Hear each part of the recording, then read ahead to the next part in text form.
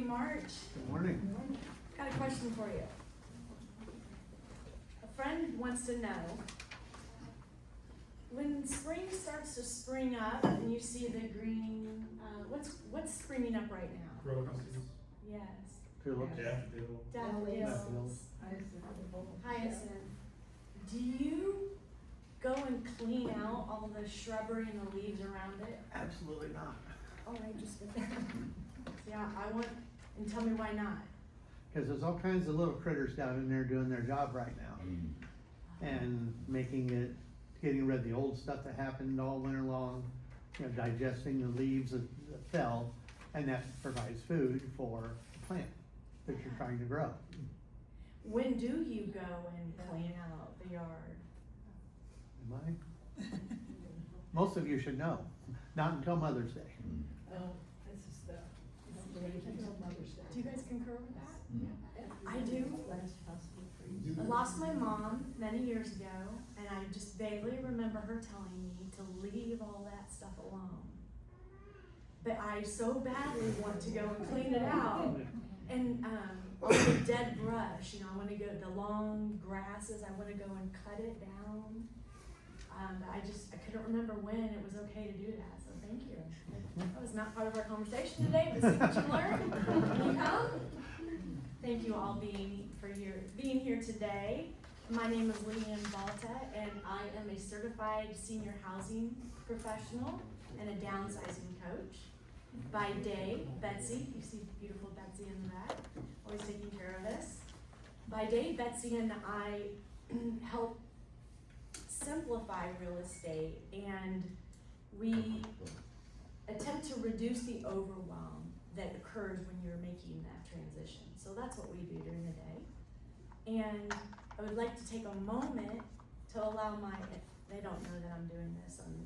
I'd like for my education partners to introduce themselves, just say their name and what they do and why they're here, because when you hear it from them, it's so much better than me rambling through it. So let's start with Miss Kayla. Good morning, everyone. I'm Kayla. I am the marketing coordinator with Indiana Estate and Elder Law. So we focus a lot on things like will plans, powers of attorney, and trust plans. We also do some things with Medicaid as well. So I've got some resources back here. There is a blog article if anybody would like, or if you ever have questions about maybe how to sign up, and we offer free consultations. So at the end, I can help you out if you have any questions. Thank you, Kayla. Good morning, my name is Mike Elkin. I'm the owner and licensed agent with Elkin Financial Group. We're a health insurance agency that helps pre-retirees and retirees with their healthcare decisions. When you turn 65, you have a lot of options to choose from.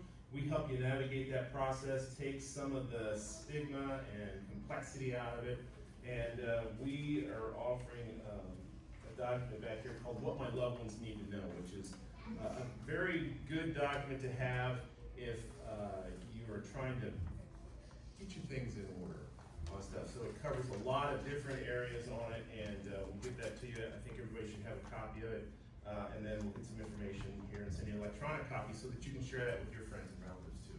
So It is a great resource. I encourage you, if you don't already have it, to grab one or get the link. So thank you, Mike. And you have Sydney? Yes, hello everyone. My name is Sydney Kaufman. I'm the marketing director with Assisted Living Locators. I'm here representing Dave up there on the screen. We're a free senior living referral service, so 55 and older, independent living, assisted, memory care. We can help with your journey in senior living. I like to think about Dave as the realtor for assisted living, Yes. because he knows them, and not only knows where they are, what they offer, but he'll know a little bit about the things that we don't remember to ask, like how's the management team, what's the turnover like, so I lean very heavily into that. All my education partners their experience and knowledge. Betsy, do you want to say anything to the group? I never offer you a minute to say anything. Thank you. I feel seen. We're the brand new come soon Leanne and Betsy team with Century 21 Sheets. And what we do is what you said. We are a concierge service, in all your stages of life, even you're staying or you're moving or you're downsizing in your home. We're the people that will be there for any of your questions, needs. You need a referral, you have thoughts about what to do with your home, give us a call and we'll strategize with you and take the stress away from that.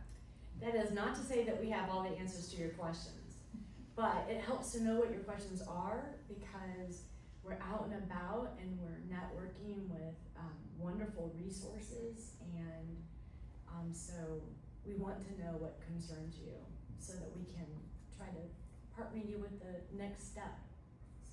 So much of the education partners help me be able to link. Like, I don't have the answer, but let me get you to Sydney or Mike or Kayla. So I'm just really grateful for them, for their resources, because then their resources expand beyond what my resources are. So, some house cleaning. So thank you. Give a hand to our education partners. You're gonna meet our panelists shortly, but before we do, a little housekeeping. We know that our restrooms are a quick left and then a long right. On your chairs, you have your notebooks and your pens. You have the surveys. If you would please give me your feedback on today's topic. So even if you filled it out before, just let us know what you thought of today and any feedback you would like for us to have. You can also put your name and phone number and I'll get you registered for next month. And speaking of next month, you've got a flyer for next month's seminars, and we have 2 coming up. And next month starts our series all over again with a wide topic of what it's like to as we get older. And does someone want to read that topic for me? Aging without apology. There you go, aging without apologies. And then we are starting a second series next month, and it's right next to that. Does someone want to read me that topic? Anybody? Anybody else? Joseph says. Healthcare changes fast. Yeah, so we're gonna talk to adult children of aging parents about when that how to operate when that crisis comes and how to prepare for it, because is it coming, friends? Is it likely to come? Yeah, it's Yep. likely to come. And so how can we prepare for it the best we can? So we're starting a second series for the adult children of aging parents, and so they can start thinking about these things. You're thinking about them. John said to me early on in the series, our children need to be thinking about these things too. So we're going to start a second series. Today is the last time it will be at 10 in the morning. Our series next year is at 2 o'clock all year round. Next month. So the library was able, wanted us back bad enough to give us a consistent time all year long. And you know, it's really challenging. Most libraries won't do that.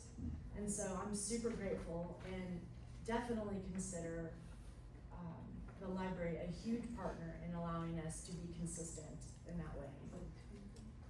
So we will stay on Mondays at 2 o'clock, the second Monday at 2 o'clock.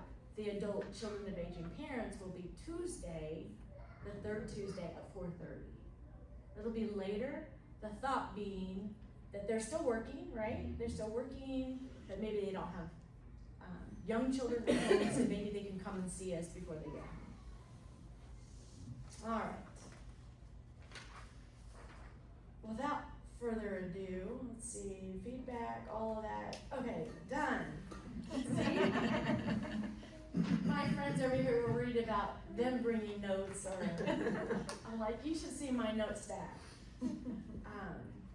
We have 3 experts in the area of buying, selling, and retrofitting your homes for aging in place or the next chapter of life. And so, without further ado, let's let them introduce themselves. I'll start with Dawn.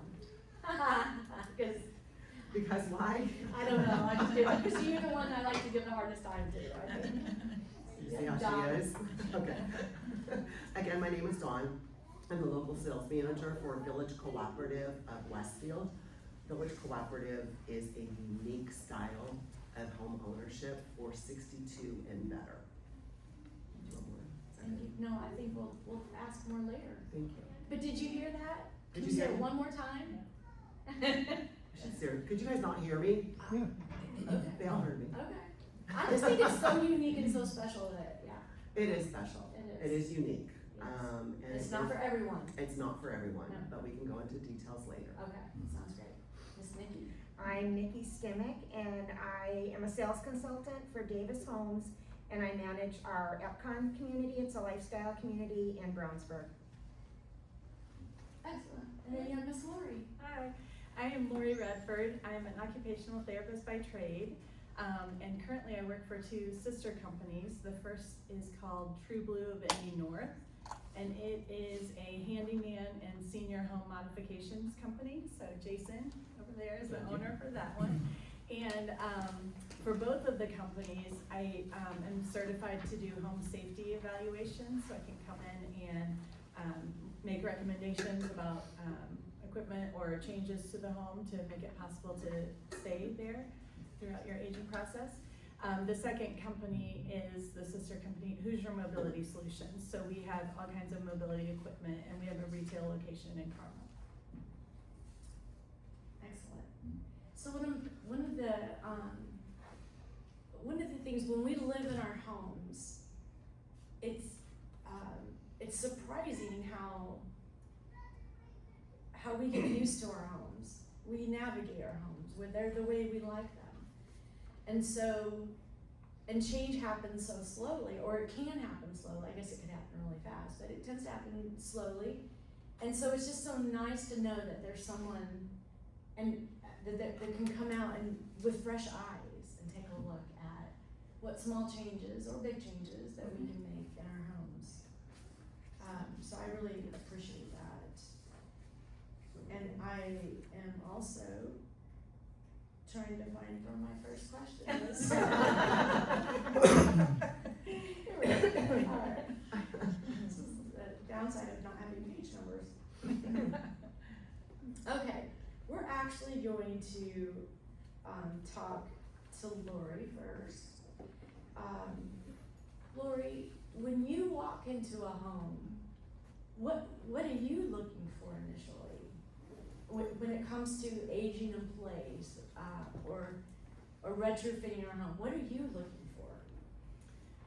Probably the first thing is the space to maneuver around the home. So, for instance, wider doorways and hallways, but not only wide enough that you can go down them, but spaces that if you have to make a tight right angle turn, or if you have, I'm always thinking equipment in my mind for down the road if someone needs it. So, or if there's the possibility to build out or change the configuration to allow for equipment in there. So you're thinking, if I were in a piece of equipment and I'm navigating through the home, am I gonna be able to get through Yes. these maybe bulkier pieces of equipment? Yes, or even just a walker, just a simple walker, Right. making tight right turns, or like turning and transferring in a bathroom, things like that. Yeah. I had a friend who had a stroke last December, and sometimes, every once in a while, your friends may not always appreciate your advice. Yeah. Or maybe your kids don't appreciate your advice. We talked about the shower, getting rid of the tub, so that you could, but they did not call an occupational therapist. They didn't call. We had the girls out from In Home Preferred, I think, last year. So I knew of them and gave the number and said, call the girls. They'll come out and do an assessment. It's, $350, $400, and listen to how they would help you get ready for Bill to come home. But they went with a contractor instead, and so the contractor took out the tub and put in a shower, but navigating that bathroom, the doorway, the stool area, and then to the shower, I can't imagine having to use a walker or a piece of equipment, because that whole piece wasn't thought through, how to make that doorway wider. Yeah. So So the shower was great, but getting to it. the shower was Yeah. great. Had a little lip on it. It was We like zero entry. zero entry. Yeah, that's what we're gonna talk to Miss Nikki about when we get to that. All right. So I want to then also. I made a note about lighting. Tell me about that, because that's something I take for granted as well. Yeah, definitely overhead lighting built in if you can, so that you have access as soon as you enter a room. You're not having to enter a dark room and then turn on a light, because falls happen in large part due to low lighting or poor lighting. So, or even motion activated lighting can be helpful.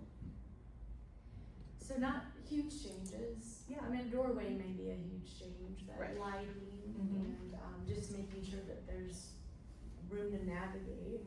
It's neat. That's neat. What about? Do you have like a top three? A list of like a top three things we should all think about as we're preparing our homes for the next stage? Yeah. I'd say one that I see a lot of people or companies miss is zero entry from the garage. So they build a one-level home that is great, no steps to get up into the home, but you're gonna pull into your garage and then they have maybe one, maybe two steps. You think it's not a big deal, but if you need a railing or even a ramp, let's say, to get up those two steps, then it's a problem. And also then you're potentially getting out of the car at the sidewalk and going into the front, because it may truly be zero entry, but then you're out in the elements and having to take a longer path to get in. So that's when I see a lot of people forget is zero entry from the garage. Okay. Another one is cutouts underneath sinks or vanities, so that if you need to be seated while you're doing cooking tasks or in the bathroom, brushing your teeth and things like that, because being seated can help conserve so much energy, that you can actually do that you can get close enough to those surfaces to complete the tasks. And then the last one is counter level storage in a kitchen, so that you're not getting on a step stool, or not like you're getting up on a step stool to get into the high cabinet, or having to bend down really low to get something. So building in like the microwaves that pull out and then you can access into a drawer, or even storage that it doesn't look like our traditional kitchen setup, but it's a lot more user friendly and kind of at one height, so that That would be it's accessible. I'll ask Nikki those kind of. I'm just gonna. Do you mind if I just jump, Nikki? Oh, no, Are you? You're building new homes. Yep. Tell us just some of the things that Lori's talking about sound familiar to you. Oh, yeah. Zero entry or zero threshold showers, but they're very pretty. Nice tile on the walls and floors, so they look, it's not like you're walking into a house, oh, this is like for old people. We all want it to look nice. Right. So it looks beautiful, and so that the zero entry from the garage into the house, so it's for future. And zero entries, the wider doors, just all the three things that she said. Yeah. The wider doorways, and things that people that will come to your house, they don't even notice it. So that would be like a universal build, something that anybody could live in, but it's set up for you for future. There is that concept of universal design. Yep. Tell us more about that. So it's for everybody. anybody could live there, but it's set up for your future. In case, you know, like you need a walker down the road, you can walk into your shower. It's basically universal versus medical. Medical would be obvious. You walk in, there's, you know, grab bars, you know, a lot of medical stuff. That can be added to your home if needed, but, you know, a lot of people start off on the lifestyle community at 55, 60, and they want it to look nice. And we do call them lock and leaves too for the people that still go away for the winter time. Everything, all the exterior maintenance is taken care of. So when you leave, it looks like you're still there, your driveway is plowed, your landscaping is taken care of. And then as you age, then other things can be added, but these main things, those are main things, the zero entries. Like structural things. Yeah, structural things, yep, are already there. What about the garage? Do your garages, are they also no steps out? Yep. Okay. Yeah. Were you talking to No, Dawn? I'm talking to Oh, yeah. Nikki. I'm so sorry, not Dawn. Yeah. Yes, zero entry from the garage to the house. Cause to Lori's point, I do see a lot of that I see more and more, level sidewalks, but less when I get to the garage. So it's like you start there, but then they forget, to your point, they forget that part. Yep. I guess I wanna jump back to Lori, like, what's the solution for that? As I'm out showing real estate, I see a lot of steps in the garage, what's the solution for that? Like how would the person get in? Yeah, like, or how can you retrofit that? Yeah, it would most likely be a ramp. Okay. And there are a variety of types of ramps. There are some that fold up, we call them suitcase ramps, so because they have a handle on them and you can carry them beside you kind of like a suitcase. So that is a solution if you don't want something there permanently. You can unfold it, put it down, and then go up the ramp. You can also just put in a railing if the person is still able to walk up the steps, but just maybe not as safe to. You can put in a railing, or True Blue could put in a railing for it. Yeah, those would be, or you could build a permanent ramp. Yeah. But the other thing about that is having a garage that can accommodate the car and enough clearance to get in and out of the car if you have mobility issues, and to support a ramp at a slope that's not too steep to get in. So you actually want an extra wide garage if possible. And you still have that narrow door, so it's a lot to think about. It is a isn't lot it? to think Yeah. about, yeah. Okay. Nikki, back to Nikki. Nikki, tell me about some of the smart home technology that we're gonna see in the. There's so much that you can do with smart home, light, everything from your phone. So you leave for the winter time, you have like smoke detector and carbon monoxide that automatically notify fire department or whatever like that. Leak protection, if you have a leak, it warns you on your phone, so you can get that taken care of. Lighting, which Leanne said, which is, you know, really important. You can operate lighting from your phone, so, you know, it's at night, you have to get up to use the restroom, you can just turn the light on from your phone instead of stumbling around. I know I have 2 little Shih Tzus, and they are Shih Tzus, little Shits I call them. And they are, you know, I get up, they get up. And they're just right at my feet. And there's so many times where I'm like, you know, feel like I'm gonna trip over them. It's so nice to just, you know, turn on the light before you even get out of bed.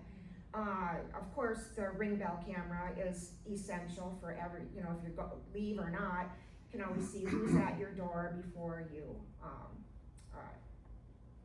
answer it. Locking, you know, self-locking from the front door or the garage entry door, from your phone, everything from your phone. You fall or something, I mean, we were just talking about this before the meeting, how we're always with our phone. You think about it, you walk around, you're cooking dinner, your phone's here, but if you fall or something, and you know, your phone is usually within reach of you, you can easily have help or call for it through Alexa, I found. And, so there's just so much garage door. How many times have you left your house and you're like, did I shut my garage door? I turn around, go back, oh, okay, it's Or your neighbor closed. texts you. at Yeah, 10 you're o'clock. correct. Yeah. Yes. Garage door's still open. Yeah, it's like 20 below zero and your garage door's open. So with that, you can check right from your phone, is it open, is it closed, and you can close it from your phone.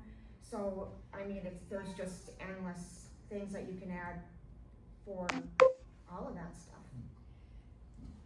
Hate to start the Q&A early here, but in the devices you mentioned, I'm trying to find and have not been able to see anybody. I've given away this $1 billion idea to so many people. I want a reverse motion detector. I want to sit there and look at my dad sitting in his chair, doing whatever he's doing, and I don't want to see it unless I have to. But if he hasn't moved out of that chair in the last 2 days, I want to know about it. Motion detector, you'll see some walking through, everything's fine, no problem. It doesn't see anybody moving through that area in 12 hours, let me know Yeah. on this. Nobody's got, that I've been able to find, has got that type of device. We do.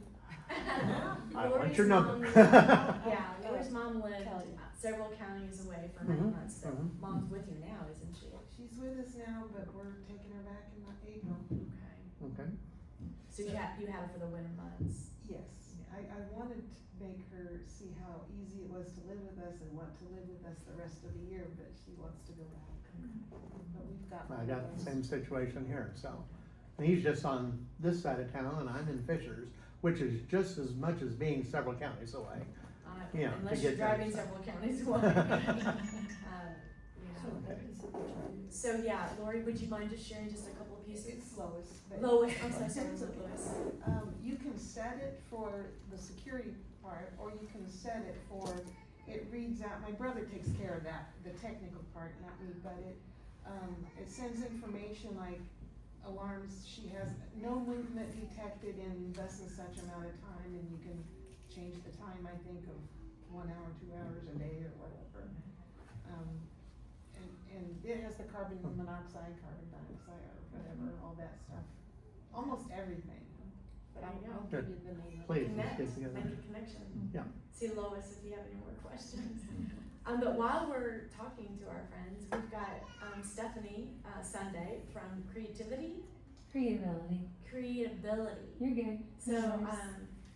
so I met Stephanie several weeks ago, and we were talking about this resource that her company's developed that helps her communicate with her grandmother. Will you tell us a little bit about that? Yeah, sure. As we're talking about technology, I wanted to. Yeah, no worries. By the way, we also partner with a group called NOS that has exactly what you're talking about too. We work with them to take what you all are working so well with and then provide that extra layer of support that provides true remote support.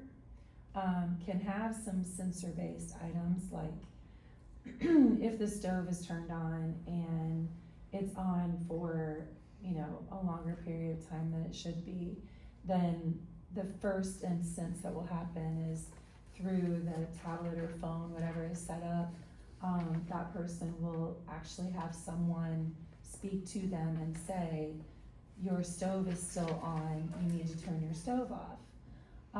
It's also connected to our technology at Creatability, where if an individual does say turn the stove on, it'll open up what we call MeMinder and help the individual go through any type of steps. What we're finding with MeMinder is for individuals that perhaps they're finding that they're starting to forget certain things, or they're just wanting the reassurance that they can be reminded of certain things.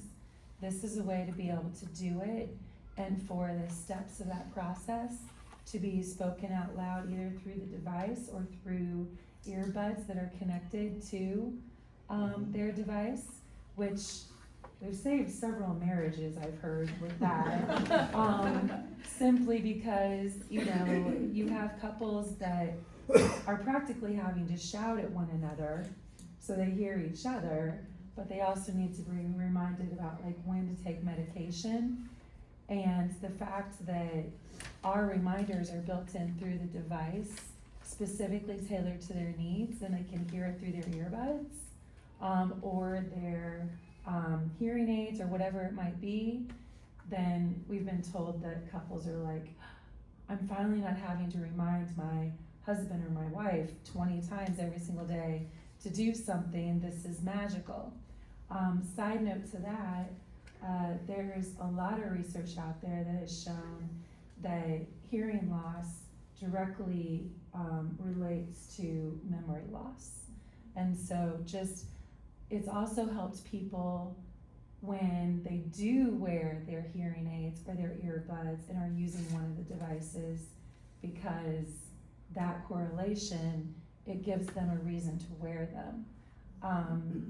Another note you mentioned for your dad, we have a program called Connectability, and Connectability is all about having, again, set up on your phone, tablet, whatever device you want to use, a safe and secure way to communicate with your dad. I use it for, I'm a 98-year-old grandmother who just 3 months ago called me up and said, you gotta get over here. I'm done running my house by myself. I'm done driving by myself. Take my keys away. I'm going in to move in someplace so I can help other people. You don't know how lucky you are. Yeah. But prior to that, one thing that really helped her, Connectability, you build a circle of support for the individual. Through that circle of support, it is only the group of people that you know you want connecting with him or her. This was a safety feature, I felt like, when I was talking to Stephanie, because, I mean, we get so many phone calls, so many scams, and so when she was telling me about this, just almost building a shield around people they don't know getting to them. And it shows like on the dash, if they're using on their phone, tablet, again, whatever device they want to use, it shows the faces of all those people in the circle of support. If that person's not available, their face is grayed out. If they're available, it shows them. One thing that my grandma loved and still loves is it helped her with her feelings of isolation, because what I could do on my end is I could send messages that were pre-programmed to be delivered to her at different times throughout the day. So like coming here today, I sent a message to be delivered to her at 10 a.m. She's gonna get that message. She's gonna be like, oh, Steph reached out to me. Okay, yeah, I did, but if I'm in a meeting, then how am I gonna do that? So it's just, there's a lot of things to it. And you can send stuff, like if you have a ride coming for your dad to go to an appointment, you could pre-program a message in half an hour before saying your ride's on the way, are you gonna be ready? Answer options, no, I forgot, oops, I'm running late, or yes, I'll be ready. And that'll actually be read out loud to him too. So he can just tap on the answer response most appropriate. So I tried to be short, there's so much to There's so it. much, yeah. Yeah. I guess what I want us all to remember is that there is some technology out there that can help us. And Lois did share that with me early in the journey, that there was some technology that her and her brother were using. And I know that there's some in the newer homes that are coming, but unless you're out and about looking for those things, sometimes you don't know. And so I just wanted to bring that to our Thank group you. today, so thank you. Hope I didn't talk too long. But you gotta come and talk to our group. Lori, I wanted to ask you, as an occupational therapist, what are some of those preventable accidents that we see, or that you maybe commonly see that don't necessarily have to happen? Yeah, I would say the biggest accident are falls.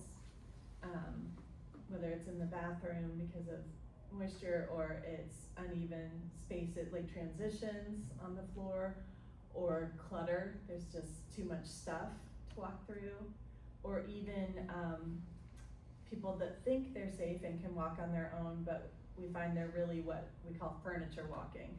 So there's the couch that they're holding on to, and then they transition to the chair, and then the wall, and so things like that. But falls are by far the biggest thing. Never really thought about the bathrooms being slippery. Yeah, having a bath mat that has a non-slip backing on it for sure. Never any just loose, Rugs. fabric rugs, yeah. It's such an Rugs are the number one oxymoron, enemy 'cause- to falls, for sure. Yeah, Yeah. yeah. That, yes, oxymoron, cause you want a rug, so it won't be slippery. Right, And you yeah. want it to be soft, Yes. and they're tripping hazard. Yes, yes. Yeah, so falls.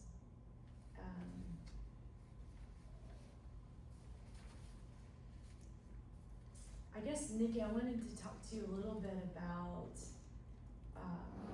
the resale value on the homes that have been designed for a certain age. I think we've been building them long enough. What is the resale value on those? Very good, because most of the EPCON communities, which people don't know, well, the Brownsburg one is 80-20. So 80% has to be 55, but 20% can be under 55. But all of the ones in Hamilton County there really is no age restriction. But they are built specifically for people that are looking for lifestyle. So it's not typical that you're going to get a family with kids buying in there. The young people aren't gonna wanna have to pay for somebody to mow their yard and that type of a thing.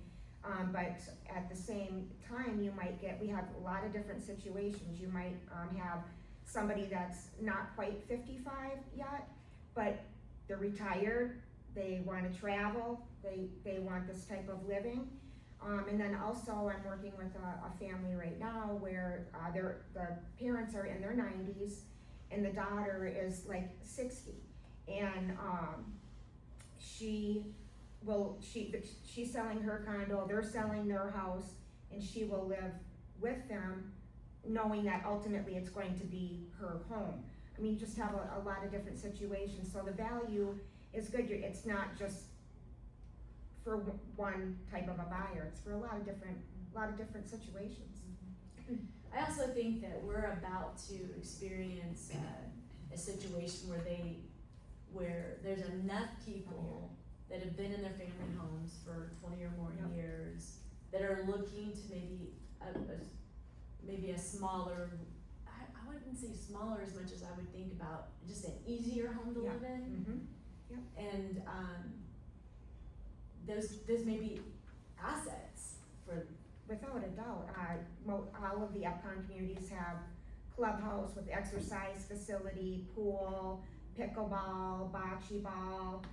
So it's definitely a lot of a community, especially when you retire. When you're working, you're interacting with people all the time. You retire, you kind of lose that sometimes. So in a community like this, everybody's kind of in the same situation, and so a lot of activities that go on in the clubhouse. All kinds of different things, and it's great for socialization, and and baby boomers. I mean, how many? There's so many. I mean, I'm at the younger end of it, but I still am. So I think of people my age on up. That's a lot of people looking for homes like this. Looking for that socialization. Not everyone, but a fair amount of people are looking for that natural community. That and low maintenance as well. And I will say, I don't know how many of you live in Zionsville, but Zionsville has its own natural community. And so it may be something that, I don't want to say Zionsville it's just I wanna say you take it for granted, but I don't mean that. I just meant when you're outside of Zionsville, you don't always have that natural community. Yeah. Which is gonna lead me to Dawn. So, can you remind us what you do again, Dawn? Since it's been so long since we talked to you. I know, right? I can't really keep my mouth shut that long. Village Cooperative is a unique home ownership opportunity for individuals who are 62 plus. It is a lock and leave environment where everything inside and outside is covered under the maintenance. So light bulbs, if you are leaving and you want your plants watered, you let the property manager know and he'll come in and water your plants for you. Neighbors take care of your cat for you. Yeah. And again, to me, it was an affordable solution. It was a place where it's an option for me to take the equity that I have in my home, which, I don't live in Zionsville, so my equity isn't as great as maybe some, but it was an affordable situation for me, and it just opened up such a piece for me. So here's a solution that I can buy into, so I'm still an owner, and it is I will say it's a little bit more like I'm gonna say apartment or Yes. condo living, Yes. because you're living in a building, a 3-story building it's gonna be, with 67 other homeowners. And so for me personally, I got excited about it because I don't have a community right now. I live in the family home, drive into my garage, shut the door, enjoy Netflix or cooking for myself.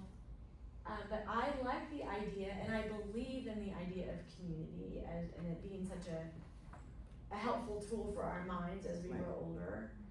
And so, yeah, I wanted to shout from the rooftops that there's an affordable living situation coming. And I appreciate you doing that. Yeah, I'm not quite 62, but I will be by the time the building's built. And so I've put my deposit down. I wasn't gonna share that, but thank you for doing that. Yeah, I just, I also serve on an affordable task force at the regional level. And so we're always looking for affordable ways for all people to live. And, there's not a lot of affordable senior situations to live in. And so this is an exciting one. I'm telling all my girlfriends and all my guy friends about it, cause we can all be roommates. Well, not necessarily. Not necessarily roommates. We can still go in our door and shut it. Don't shut your door, so if you wanna be sociable, you can be, but. So let's talk a little bit about that. EPCON, no arguments about EPCON because it's such a beautiful product. There's an EPCON community right off of 334, or do we call it Oak Street now? Oak Street. That's selling like hotcakes, and I think they're gonna be $1 million before they're said and done because it's such a great product. But for those of us who have a little bit less of a means, tell us a little bit about the trade-off with having an individual standalone home versus living in a cooperative living situation. You're asking me, okay. Yeah, tell us what we should like about it, Well, or the benefits. Yeah, some of the benefits are, it's a lifestyle choice. It's independence, which is total independence, meaning you're in a single family home. You may or may not know your neighbors, you may or may not see them. I know I never see my neighbors. I didn't even know somebody was living in the house next door to me. Versus living in a community, it is only 67, so it's smaller than most apartment buildings or condos that you would see. It is 3 levels, but you have the opportunity to interact should you choose. If you wanna take the elevator from the, secure underground parking straight to your apartment, lock the door and never see anybody, that's fine. But if you choose to mill around and go to the community room, you can do that as well. So that's probably one of the biggest. If somebody loves doing their yard maintenance, it probably isn't for them, because yard maintenance is taken care of, as snow removal, all the exterior maintenance of the community, as well as interior. So refrigerator goes out, plumbing, you call property manager and it's taken care of and it's covered through your monthlies, including light bulbs. I have talked to a lot of folks. I said it jokingly one day to a gentleman about, we'll come in and change light bulbs for you if you don't. That's no joking matter. He goes, I will not get on a ladder unless there's somebody there with me to do that. I'm like, okay, I never thought of that. Maybe I stand on a chair like an idiot. Falls. I know, falls, listen to her, falls. Yeah. But I think that's probably, it's taking those considerations and what type of lifestyle are you looking for as you age? Yeah, I think that's so, to think about that next chapter, what is the lifestyle that you want? Yeah. Let's see, I know I have another question for you. So you fell off the chair. Okay, so- Case in point. Yeah, I think we all, yeah, me too. Oh, guys, no. What are any misconceptions that people think about? I got a list, I have to read off the notes, because I have the brain fog. I think probably the first misconception is that, it's like renting, or somebody's gonna tell you how to live your life. And with a co-op, it's actually member owned. So an individual who purchases a share becomes part owner in the entire community. And they elect their board of directors. So one share, one vote. So whoever lives there will have that opportunity. So it's not having somebody tell you. And I think that's probably one of the biggest misconceptions. I mean, it's the same as an HOA. It was just most of us didn't read them thoroughly before we chose them until there's a problem. And then it does feel like somebody's telling you what to do Right. if you don't really understand, so. Right, and with this one, you have the vote. Yeah. You want me to go on? You want me to Yeah, say? just Okay. Just checking it.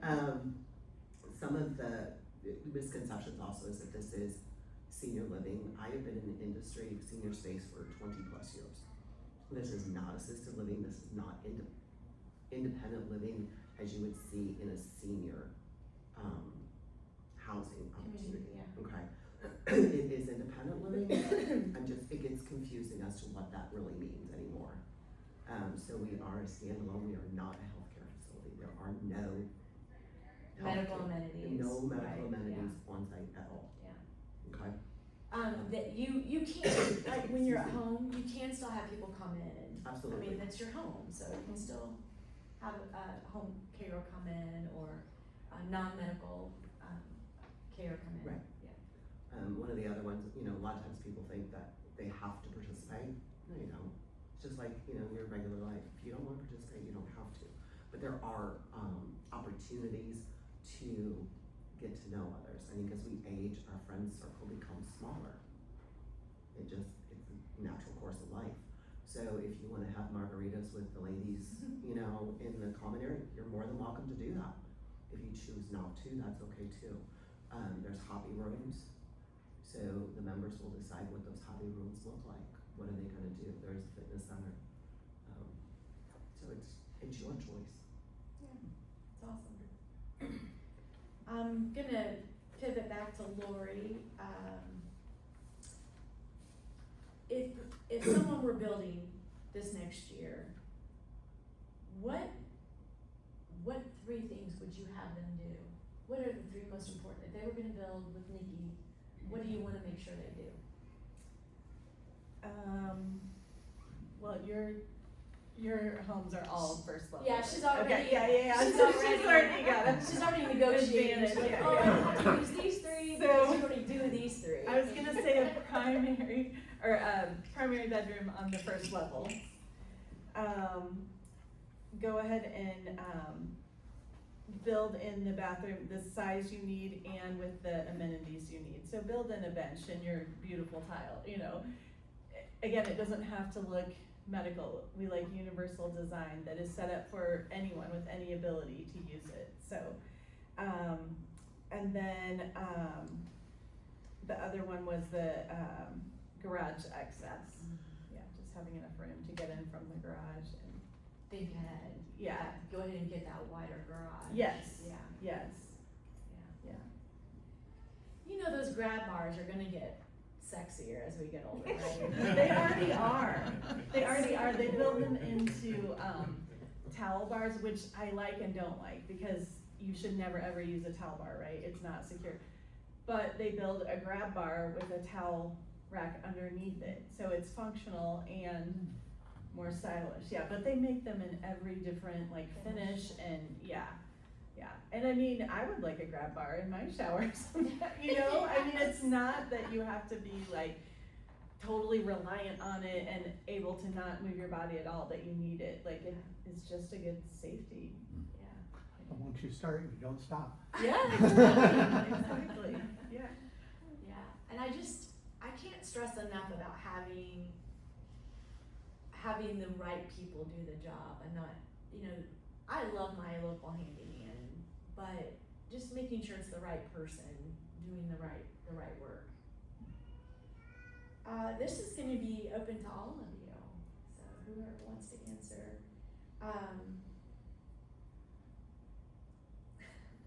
What's one mistake you would like us to stop making? What's the, yeah, okay, alright. That's quick. Dawn's ready, she's ready with an I answer. am so ready, because I'm looking at it right there. Taking action. Ah, Does it, just being in the industry for so long, and so many people I've talked to over time have said, I've gotta do this alone, I've gotta figure all this out on my own, you know, I don't know the answer to this. But being afraid to take that step and make that phone call, because most of the individuals here today, and many out there in the industry, are willing to assist you. Just pick up the phone, call, say, I don't know what to do next. And it may be, you know, do I need to downsize? You know, how do I do it? To me, that is probably one of the things, as I look at my mother's home, getting her to take action. She's 90 years old.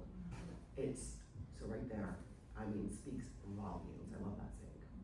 yeah, I have a small concern that, that our seminars can be just adding to your to-do lists. And so I think I'm gonna ask you, what are you gonna do this month? What's the one thing you're gonna do this month? And then, so yeah, take action. Take action, just reach out and ask Yeah. for help. Yeah, I think same exact. I think people wait too long, they're stressing for too long. What am I gonna do with all my stuff? You know, the whole selling process. I gotta get my house ready to sell, and there's just, it's like, start living and enjoying life. There are, like, now everything's at your fingertips. There are people that will come into your house, they'll literally look at all your furniture, look at where you're going, or you want to be eventually, and they'll actually come in, set everything up in your new house. You don't have to do anything, and then they'll get rid of the stuff that you don't want to have. I mean, there's so many things out there, and then it just frees you up. The worry's gone, and you know, stress is not healthy. This is true, the stress, every day that, we just wanna help alleviate Yeah, so that's what I always try to ask people, what can I do for you to help you take the next step? Yeah. Because this is what you want, you're here, and that's why I love what I do. I just feel that, you know, helping people take that next step is just really rewarding. And so much of what Betsy and I do is just like help people have a plan, Yeah. way before they need it, Yeah. years before they need it. But that just takes the stress off. Mhm. Okay, we've got a plan, we let the kids know what the plan is, so, yeah. That would be my answer too, Oh. is that don't wait until the crisis happens Yeah. to come up with a plan, because you may not be a big decision maker in the plan if the crisis has happened to you. So other people are going to be deciding, and you don't want that. And then also it's stressful and potentially gonna cost you more because you're in a situation where you have to do something and have to do it quickly, so, have a plan before the crisis happens and think, 10 to 15 years down the road. Thank you guys for that.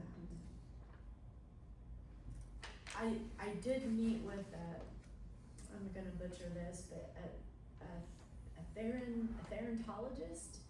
It's G-E-R. It's actually TH, a Oh. therapologist is somebody who studies death, dying, and bereavement.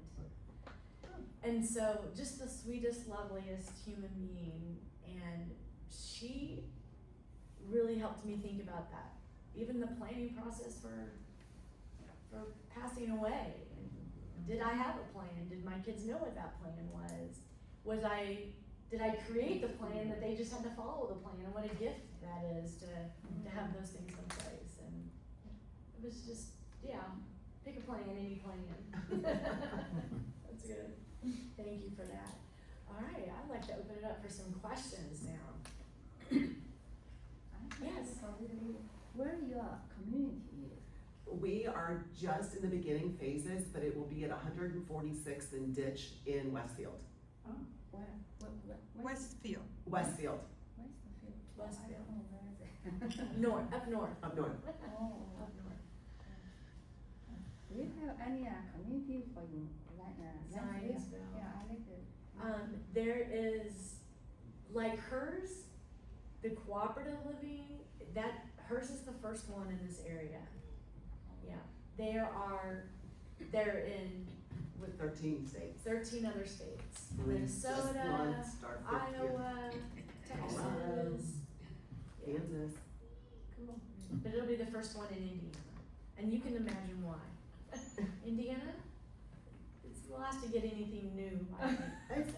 It's the 13th state and that we brought it to, so Yeah. we look at a lot of factors. Yeah. Good question. 147th in Westville. And Ditch. Nikki's, Ditch. I said, yeah, I'm sorry. In Westfield. In Westville. Nikki, you're in Brownsburg. Brownsburg, yeah. Which is, compared to Zionsville, price point is much less. Same plans, same everything, but a lower price point because the property in Zionsville is very expensive. So a lot of the home sites at the Zionsville Epcon can go to like 150,000 just for the home site, where our highest home site is 20 on water. It's, right. Yeah. I discovered a situation this morning. I knew about it, but I guess I must have had it in the back of my head what this meeting was gonna be about. I live in a house that was built like in 1964, and it's got one side of the house is pretty open, and that's where the living room, big kitchen, TV area is, and then the bedrooms are all very small, and there's this narrow hallway and 2 bathrooms. And I guess we were Zionsville's first development, and mine was the model home. So it was, you know, they slapped it together, and it's very, construction-wise, it's not, you wouldn't want to live there, but it was a deal, you know, back in 2001, 2002. But anyway, I now, with really thin skin on my arms, I start rounding the corners of like into the bedroom or the bathroom, like everything's so close that I peel the skin off my arms. I mean, that's what I've been doing lately. And so I think there's a half a wall that could be torn down, but I think that's what would need to happen, so that I would have at least a little area between the doorways to move. And luckily I don't need a walker or a wheelchair yet. Right. If that happens, Yeah. God knows. There's you your know. guy right there that can let you know if that wall can, yeah. Oh, that's wonderful. My skin thanks you. Yeah. And I wasn't doing that before, you know, I wonder, like, why am I not navigating properly anymore? It is not fun getting old. Yeah. Yeah. Jason, you wanna speak to that? Yeah, I mean, I think we see that quite often, as Lori alluded to, where, you know, people, some people wanna Just migrate. redesign? Yeah, some interior people wanna space? stay in their home. I'm working with a couple in Lebanon right now. They built a house in 1967 and they don't wanna go anywhere else. They wanna stay there, so we're helping make some modifications and some changes, and, you know, things are built differently today, right? We can take more into account, and so, a lot of times that things can be retrofitted or adjusted or modified. And so that's what we do. Lori's a huge help on that. She comes in and makes those suggestions, and then our technicians come in behind that. And so, to make those modifications and improvements, and we do everything from handyman work, installing a ceiling fan, to making a minor modification, updating a bathroom or a kitchen, things like that. So, kind of everything in between. We also do home maintenance plans where we'll come back once a quarter. We have a 25-point checklist. Our guys will come out. Nothing may need to be done, but they come out, they check it, get the house ready for, opened up for summer. When winter comes, or fall comes around, we get it winterized, ready to go. Change your furnace filter, change your light bulbs, all that. So. You're like, We know. that sounds great. Yeah, so, and then if they are on site and something needs to be done, then we're there and we take care of it, so. Well, honestly, I think I'm sure I've waited too long, and I'm not totally convinced that I wanna stay there. God forbid I live to be 90, like so many folks have been. I really hope I don't. Not to be, ungrateful, but I hope I don't. So, but if I do, I don't know that I necessarily wanna stay there. And I don't know so that would have to be decision number one, right? Before I even go changing everything, Sure, yeah. So We I can talk should about it. talk We to can you see- about Yeah, yeah, we'll just talk through it, just, yeah. Yeah, we just had to come here 6 times before I figured that out. As long as you have some coffee in there, we'll be there. Actually, it's usually coffee or margarita. I'm trying to sound professional. I know. The fun comes after.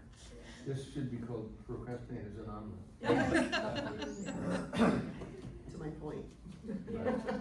Yeah, it's just so important, like, I think one of the first things I learned last year was how important it is to have just those financial pieces in place, or legal pieces with talking to Jenny Rozelle about how am I protecting, how am I, more important than that, just like how am I communicating that to my kids? And so there is kind of a roundabout order of things that I'm learning after having done this for a year and making sure we're protected, which is kind of where Mike comes in, and knowing what your options are, all of that, and what are they, and just looking for them, and so yeah. But not adding to the task list. We really want to make some progress. Bill. I've been with Leanne for a little over a year, going to all these classes here, and I started this process 2 years ago, going out and I'm an ex-manager for industry and my thing is A, B, C, D each day. I got things that gotta get done if they don't get done. I started my financial planning 2 years ago for the future. I still got a plan, but they're changing. You're never too late to start, because once you get going and rolling on it, it stays with you. You wanna keep it going, so you're not gonna get behind. I thought I was behind 2 years ago, and I was. But now that I've got caught up, I've been to some of these, she's got so many resources that will take you from, I want that water bottle down there, that piece of paper there, grandma said it's worth $100,000. There's people gonna tell you that piece of paper on the floor is worth $100,000 or $10. Get with Leanne and don't stop, just don't get overwhelmed with her, because you can't, I got overwhelmed because I tried to do too much at one time. Now that I've got somewhat of a plan going on, it's just gonna be, it's a lot easier. But don't think you're starting too late. Like you said, you think you might be straight, you're never too late. Just continue on what you're doing. Well, I got the financial thing figured out, and believe it or not, 10 years ago, I paid for my funeral in advance. So I really do wanna not live tonight. and I think I got my finances and I have a trust. And I don't have any children, so that's part of the planning, so. And then John and I are married, but he lives down the street from me. We have an odd situation. Actually, sounds like a great situation. I'm gonna say great thing. Start paying the bills and figuring out what you're gonna do with 2 houses. Yeah. And all the stuff in And 2 other houses maintenance. after 20 years, 25 years. So we're gonna be here worse nightmare clients. I'll make sure I'll bring Betsy with me. Okay. And margaritas. Yes. Bring your own, yeah. Bring your own. I also have a question of the group, not to throw us terribly off, but it's kind of all the same. What do we do, because we talk a lot about our, we talked about our minds failing, you know, what are our options when, for care, when our minds are failing. We've talked a little bit about our bodies failing, and we know that if we need a little bit of help beyond bringing someone in, we can maybe go to assisted living community. And then we've learned that assisted communities have levels of care before you then maybe need long-term care. I guess my question is, what if you're in long-term care because your body needs it, but your mind is suffering now because you're in long-term care? And I guess that's my question to the group. Has anybody thought of that? Has anybody? My dad was in a nursing home for 7 years before he died, and he didn't recognize me. And I'm the eldest, and I visited him regularly, and he sort of knew that he should know me, but he really didn't. And so early on, and then I was 30 when I was 35 when that happened, and you know, to have that experience and see what, you know, What long-term care can be horrible. like? It was, my sister and brother and I would be on Easy Street if that hadn't happened. Cause it was, even back then, it was $2,000 a month, now it's $10,000 a month. Yeah. So 7 years times 2,000 a month, there went our inheritance. But worse, you know, he couldn't help himself. You know, so I learned a lot then. People didn't really understand about Alzheimer's and whether it was genetic or not, and what to look for and all that. Now you can test for it and know, but that's only one aspect of dementia. There's plenty of other ways to get demented. And I don't think that there's much you can do to we know what we can do to prevent it a little, but ultimately, if you live long enough, you're probably gonna get demented. I guess what I'm asking is, what if you're in long-term care because your body needs it, but your mind is still sharp, and you don't have the stimulation that you're looking for? Did you have? So, well, yeah, but I was just hesitant because I really don't want you all to think I'm trying to be a salesperson. I really don't. Appreciate that. We've done multiple pilots with organizations who are studying dementia and Alzheimer's. And I only kind of touched on it earlier, but two of the key things that we've helped groups with is truly that hearing loss is a huge impact on memory loss. And so something that, and this has nothing to do with my company, to be perfectly honest, what I'm about to say, but going back to my grandmother, I think she's only living as long as she is because she's really stubborn. And she's like, forget it, this is my life. My mom lived to be 100 and I am beating her. Like, that is truly her mindset. But she would not wear her hearing aids. And I haven't had a chance, my plate's been way too full. Yes. I know I mentioned it to you, but She did a presentation for Yeah. her grandmother. Her dad asked her to do a presentation Yeah. for her grandmother. because my background is actually, I'm a chemistry, biology, education, and religion major. And I just have too many interests. And I put together a presentation for my grandmother showing her the direct correlation between letting her hearing worsen and the potential for dementia. And it's real. Like, you can find resources out there that have proven this over and over and over again. So that's one big thing, is just really providing people with the resources that's not just hearsay, that's a real proven fact. Another thing is working with those groups that are working with dementia and Alzheimer's. Our MeMinder that I kind of hinted at a little bit earlier, they're using that, and it's empowering people to not get so worked up and even agitated or angry when they're potentially forgetting how to do something, because that's another thing that can elevate what's happening in the brain to cause dementia, is really the stress where it expands and then immediate collapse to cause just really the difference between the structure of the brain. And so anything where we can alleviate the stress or the anger that individuals are feeling has been proven to slow. Well, the I actually progression. think that you might be kind of proving what I may not be asking well, and I guess I'm gonna ask Mike or maybe Sydney. Yeah, I wanted to touch on that with Mhm. the student. Like the mind is like the mind is well, Right. it's the body that's not.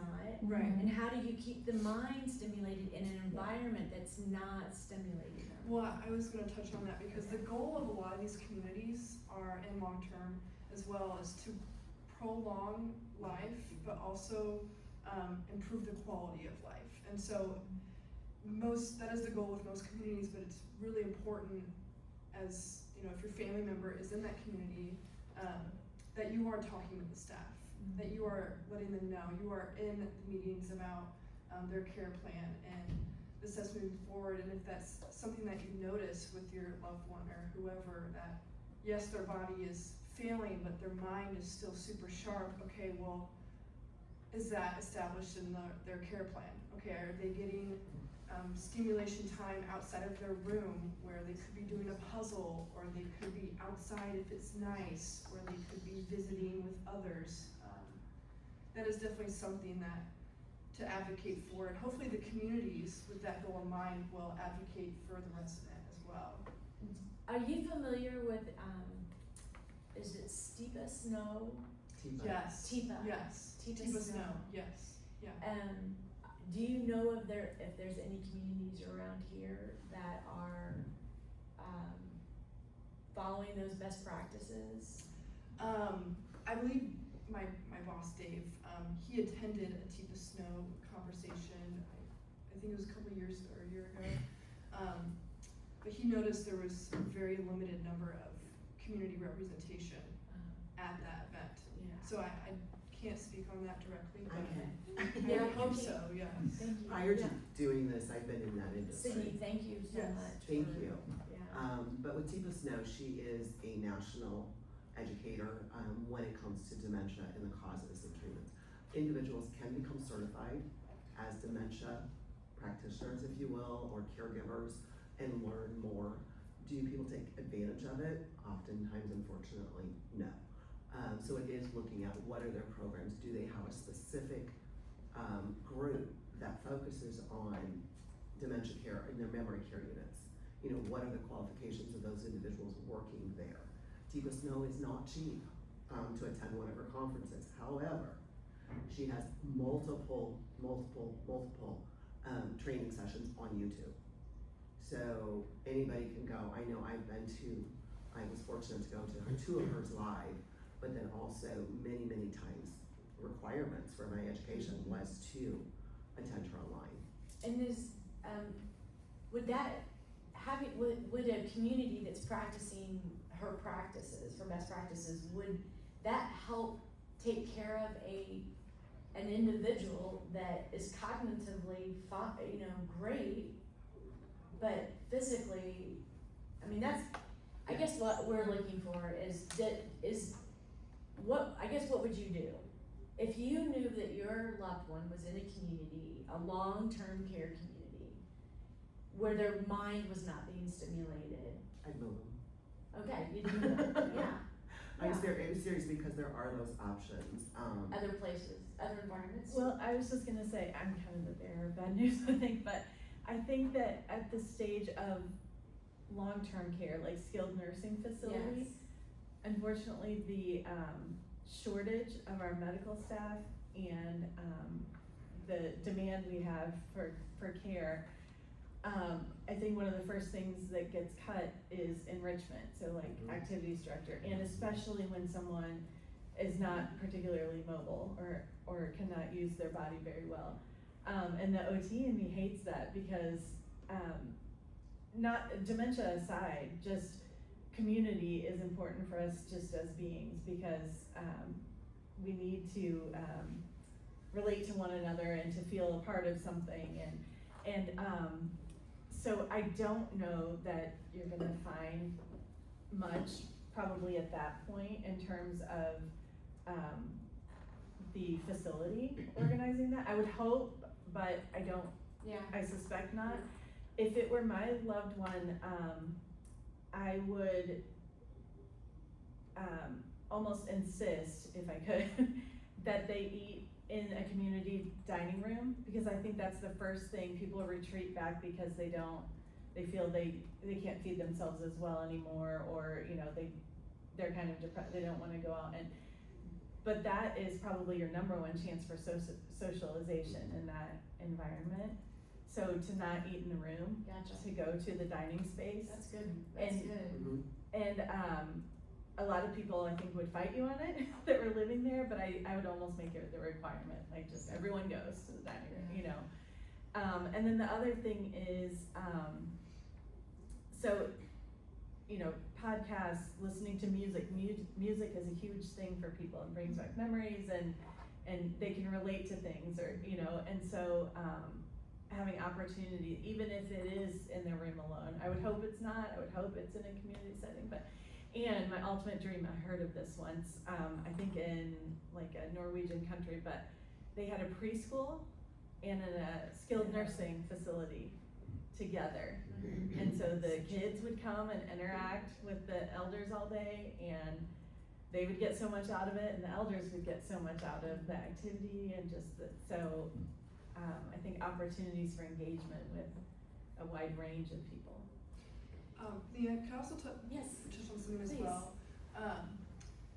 Even though you're in a wheelchair, it doesn't mean you need to be in a skilled nursing facility. Like if you can't walk or like need a walker, like that doesn't mean you go to a skilled nursing facility. It's when, you know, you need a feeding tube or more medical attention. That's when the move to a skilled nursing or long-term care is needed. So yes, you can be in a wheelchair and still be in assisted living and have, because a lot of times there will be meal reminders where they'll help residents come down to meals. So I just want to clarify that. Thank you. And something you touched on, just sporting activities at local schools.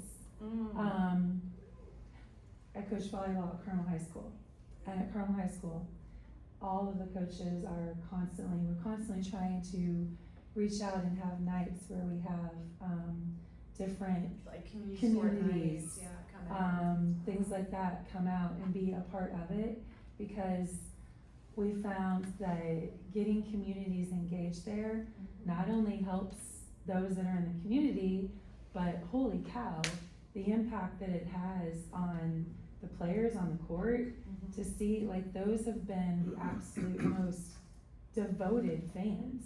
And it has been a huge engagement where then all of a sudden when we have like outreach times with the teams, the first place they wanna go is, well, where's that group that always comes on to our Tuesday night games, or where's so absolutely any time that anybody knows of a community that wants to take a group somewhere, please don't hesitate to reach out, because that is something where, like you said, in Norway, I mean, it's a two-way. Yeah.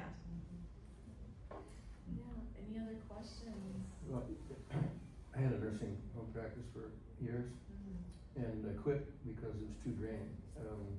Because all the things we've been talking about weren't happening where I was going.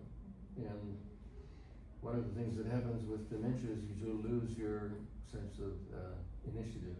You stop wanting to do things on your own. People have to go, the activities director has to go and get them to the activity because they won't do it by themselves. And, I saw that, and I went to some pretty high-powered nursing homes, but also some shitholes. And it's the same everywhere. Doesn't matter how expensive the nursing home is, it's the same thing. So, your question should be to nursing home administrators, not to us. Cause we might see all the things that need to be done, and the only thing we can do is do it individually, it can't be done in the facility. If you're aware of this, I'm sure you are, cause you work in this situation, but boy, it's getting worse because all of us baby boomers are heading that direction. That's why I dread, aging in place is what I wanna do, because fortunately, I'm a veteran, I can go to some nursing homes, but I've been to some of the nursing homes that are eligible for veterans care, and they're not any better. So it's, one of the things that goes through my mind as I sit here and listen to you, I've been listening for a while now, is I dread what's coming for me, and I've been a procrastinator. My name's John and I'm a procrastinator. Cause I'm putting this stuff off, and hearing aids, it's essential. Nancy made me get hearing aids, and I said, well, you're the only one I have trouble hearing. And she said, and? So I have them, it's great, and if I turn them up real high, I can hear what people are thinking. It's even better. John, would you bring your loved one home from a long-term care community? Pardon? Would you bring your loved one home? I don't have one. No, but would you? I'm just curious, like. In order to, get away from that situation, or Yes. move to someplace where I thought it was better, Okay. but Yeah. Mm. Yeah. stuff is expensive, like It- Nancy said, gee. So I guess, my question is, I'm asking out of curiosity, we know that there tends to be this momentum to go in this direction. We have our big family home, maybe we downsize, maybe we go to community living, maybe we go to assisted living, and then it's long-term care living or memory. Does anyone go back to aging in place because maybe they don't like the care that they're giving? And if so, how do we do that, is my question, is ultimately my question. Is how can we, if we don't like how they're being carried in long-term care giving, how do we bring them back home? Yeah, In-home care, in-home but care. it's expensive. Yeah, and Is it's it around the really clock. expensive? I mean, You can, and like there's the transfer, like you can do it with, there's one person transfer, but then when you get to two-person transfer, it becomes another level of care. Right, and a lot of times I think it's gonna be on your dime, in fact, all the time. All the time, yeah. Yeah. Unless you've got the right long-term care insurance, which a lot of people don't, you're gonna be paying out of pocket for. I feel like assisted living and independent living, have it great, and all the great programs and the interaction, and they've got it figured out, but it's the next step into, and I'm not trying to just No, talk badly about. We're just being skilled nursing. honest, Yeah, like, we're just talking about we talked about a lot of assisted, we haven't talked a lot about long-term Yeah. care. yeah, and I am positive that there are some places that are doing it well, but I think it's more on the family to create the opportunities for social and enrichment at that point. I just think that the opportunities are not So maybe there like they are. as we look for partners and as we're out there networking, we're looking then for organizations that are gonna help us at that level. Mhm. What are those resources that are out there to make that senior living not be so scary? And it could be simple, it could be you go to the library and you get a book and you gather, your mom and three of her neighbors and you guys sit together and you read the book to them. So it doesn't have to be, big organization coming in or hiring somebody or whatnot, it can be. Because that's my one thought about, long-term care. Mhm. It's always been my thought about living in group care as being a good thing, Mhm. because you get that socialization, which we know it's the complicated socialization is super complicated It on is. the mind, and that's why we say socialization, but it's really what it's doing to the mind. It's so for me, it's hard to think about pulling them out of long-term care, because if you pull them out of long-term care, what kind of socialization are they gonna get? But if they're not getting it anyway, There's a lot of adult daycare centers around too. Thank you. Stillwater's one of those that does a great job. Yes. You can take them in, on a regular basis. They get that socialization. You can have a little respite care for yourself, or whoever the caregiver is there with that as well, so that's always an option too. that's awesome, Mike, thank you for that reminder. Yeah. That's, if you're gonna go in that direction and bring them home, to remember about the respite care, or the, day Adult centers, Day adult day centers. centers, yeah. Incidentally, women have a much easier time of adjusting to a nursing home than men do. Men, it's really tough. Yeah, that shows, yeah. They don't say men are from Mars and women are from Venus for nothing. But for one thing, women tend to live longer. And the other thing is you all socialize easier than we do. That's another piece, important piece of it, so. It's hard. All right, friends, we're gonna, On that note. yeah. No, there's a lot of research on that, John, to be, true, for sure. And it shows up in our statistical numbers at the communities, for sure. All right, thank you so much for being here. Stay, there are articles in the backs of the rooms to continue your awareness and knowledge of today's topic. So stop by and see your education partners and grab articles and say hi. Thanks, friends. Thank you. Thanks, Ann. Thank you.